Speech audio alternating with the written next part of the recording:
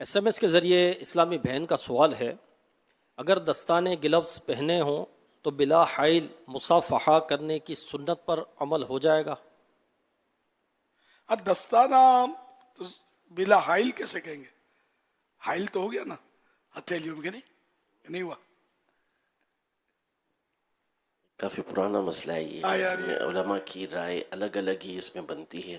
بعض کہتے ہیں کہ تابع ہو جاتا ہے تو اس لیے ہو جائے گا، بعض کہتے ہیں نہیں ہتھیلیاں ملانا ہے تو اس لیے جو ہے وہ ہتھیلی سے ہتھیلی ہی ملے۔ تو اس پہ فی الحال تو کوئی ایسی کنفرم رائے ذہن میں نہیں ہے۔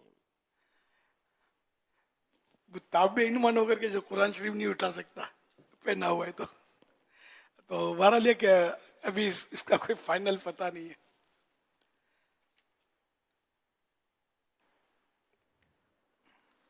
مدنی مذاکرہ یوٹیوب پر امیر اہل سنت مولانا ایاز قادری کی آفیشیل یوٹیوب چینل پر بھی براہ راست دیکھا جا رہا ہے، اسی طرح فیس بک پر بھی براہ راست مدنی چینل لائیو کے نام سے فیس بک پیج ہے، اس پر بھی نشر کیا جا رہا ہے، وہاں بھی سوالات کا سلسلہ ہے۔ یہ میرپور کشمیر سے ایک سوال موصول ہوا ہے، یہ کہہ رہے ہیں کہ تلاوت قرآن پاک کرتے وقت جو سجدہ آتا ہے وہ کس طرح کرتے ہیں؟ اگر نماز میں آیت سجدہ تلاوت کر لی تو کیا بعد میں سجدہ کر سکتے ہیں؟ اسی وقت کرنا ہے نا، نماز کا اسی میں واجب ہے، اسی میں کرنا ہے، بلکہ اسی وقت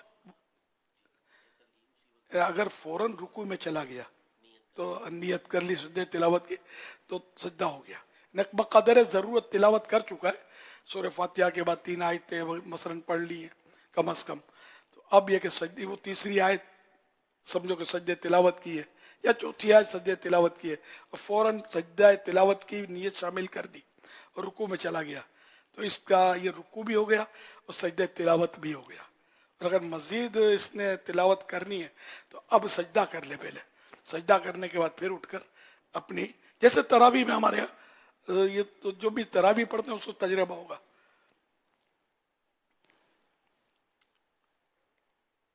لیکن اگر تراویح پڑھانے والے جو حافظ صاحب اس طرح جو مسئلہ عرض کیا نا کہ وہ رکوع میں سجدے کی نیت کر کے کر لے تو بھی بڑے بوڑھے جو ہے نا ہنگامہ کر دیں گے۔ تراویح پڑھانے والا میرا حوالہ دے گا تو میرا بھی حساب کتاب کر دیں گے، تو اس لیے عوام میں وہی کرے جو عوام میں رائج ہو اور 100% جائز بھی ہو۔ جیسے اب وہ بعض صورتیں تلاوت کی نمازوں میں ہے، ابھی مثال دینے میں ڈرتے بعض پڑھتے ہیں اس کو، میں کبھی کبھی سمجھاتا ہوں یار نہیں کرو، عوام کو نہیں سمجھ میں آئے گا۔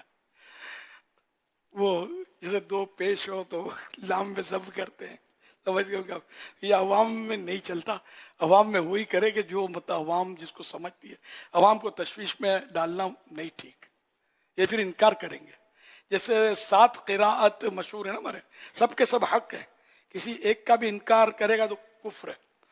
اب عوام میں وہی پڑھے جیسے ہمارے یہاں وہ عاصم روایت،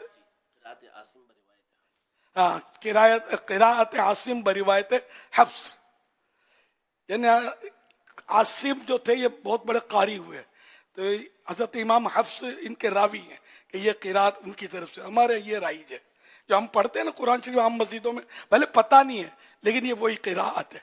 اچھا اب دوسری قراءتیں بھی ہیں، اب دوسری قراءت اور ہماری قراءت میں کئی جگہ فرق ہوتا ہے۔ اگر ہم وہ کوئی قراءت پڑھے گا نا عوام میں تو عوام نے یہی کہنا ہے کہ غلط پڑھتا ہے، آواز بہت اچھی ہے پڑھتا غلط ہے، صحیح پڑھنا چاہیے، پھر وہ جھگڑا کریں گے، یہ بھی ہو سکتا ہے بولے نہیں صحیح ہے، چل صحیح کہاں سے ہو گیا۔ بڑے بوڑھے جو ہوتے ہیں نا بعض اوقات وہ سوئی اٹکتی ہے تو پھر وہ نہیں سمجھتے، تو اس طرح اس کا انکار کہ یہ غلط ہے یہ کفر ہے کیونکہ وہ درست ہے۔ اب علم کی کمی ہے تو اس لیے عوام کو اس طرح تشویش میں نہ کیا جائے، ڈالا جائے، اپنی جو علمی لیاقت ہے وہ 100% ظاہر کرنے کی ضرورت نہیں ہوتی، وہ بھی ہر جگہ۔ صلو علی الحبیب صلی اللہ علی محمد۔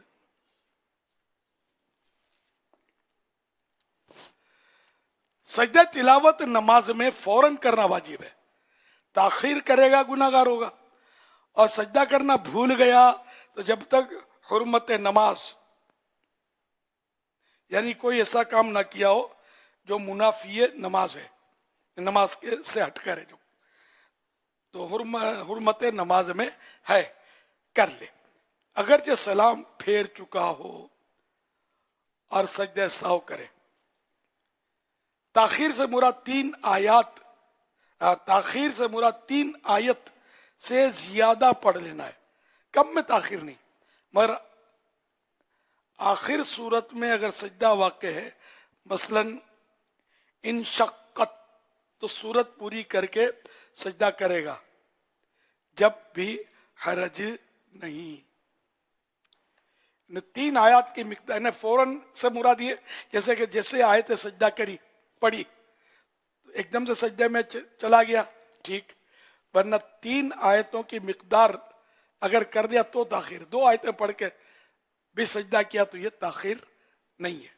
دو آیتوں کی مقدار، آیت الکرسی بڑی آیت ہے، اس سے بڑی آیتیں ان کے اجزاء ہے نا، تین آیت کی مقدار، کہ بڑی آیتیں بھی تین مانی جائیں گی، تین وہ تو کئی آیتیں اس میں سما جائیں گی، کئی ایک آیت، بہت ساری آیتیں ایسی جو ایک ہی ہیں، لیکن وہ ایک بھی پڑھیں گے سورہ فاتحہ کے بعد تو تین آیتوں کی مقدار ہوتی ہے یا اس سے زیادہ۔ تین آیتوں کی مقدار اعلیٰ حضرت رحمۃ اللہ علیہ نے 25 حروف بیان فرمائی ہے فتح رضویہ شریف میں، جبکہ امام علامہ شامی رحمۃ اللہ علیہ نے 30 حروف، تو اعلیٰ حضرت نے فرمایا کہ 30 حروف، ورنہ وہ بہتر یہ کہ علماء کا اختلاف ہو تو زیادہ پر عمل کرے۔ یہاں یہ مراد نہیں ہے، تین آیتیں مراد ہیں پوری۔ اچھا، پوری آیتیں تین، جی چاہے چھوٹی ہوں بڑی ہوں۔ جی اچھا، تو یہاں چھوٹی ہو یا بڑی ہو تین آیتیں مراد ہیں۔ وہ جو آیت کا نشان لگا ہوتا ہے قرآن کریم میں، ماشاءاللہ۔ صلو علی الحبیب۔ عام تلاوت میں، ہاں تلاوت کی تو کھڑے ہو کر اللہ اکبر کہہ کر سجدے میں جائے، اور اللہ اکبر کہہ کر اب بھلے بیٹھ جائے، سلام پھیرنے کی ضرورت نہیں ہے، ہاتھ اٹھانے کی ضرورت نہیں ہے۔ تو یہ سجدے تلاوت اور سجدے شکر کی نماز کے علاوہ جو ہے دونوں کا ایک ہی طریقہ ہے۔ صلو علی الحبیب صلی اللہ علیہ محمد۔ اگر بیٹھے بیٹھے سجدہ کر لیا تلاوت کا یا شکر کا تب بھی ہو جائے گا۔ بہتر مستحب طریقہ یہ کہ کھڑے ہو کر اللہ اکبر کہہ کر سجدے میں جائے، 3 سبحان اللہ پڑھے، دعائیں بھی ہیں اس کی، سبحان ربی الاعلیٰ 3 بار پڑھے، یا جو دعائیں وغیرہ منقول ہیں جو بیان کی گئی ہیں بہار شریف میں لکھی ہوئی ہیں وہ یاد ہیں تو وہ بھلے پڑھ لیں، اور پھر اللہ اکبر کہہ کر بیٹھ جائیں۔ اب سلام پھیرنا نہیں ہے، تحیات تو بھی نہیں پڑھنی، کچھ بھی نہیں کرنا، بس آپ فارغ ہو گئے، اللہ اکبر کہہ کر بیٹھ گئے، سجدہ ہو گیا۔ 2 سجدے کرنے ہیں شکر کے، مثلا 2 سجدے تلاوت باقی تھے وہ کرنے ہیں، تو اللہ اکبر کہہ کر بیٹھے، اب بیٹھنے کے بعد پھر اللہ اکبر کہہ کر چلے جائیں یا کھڑے ہو کر پھر سجدہ کریں۔ صلو علی الحبیب صلی اللہ علیہ محمد۔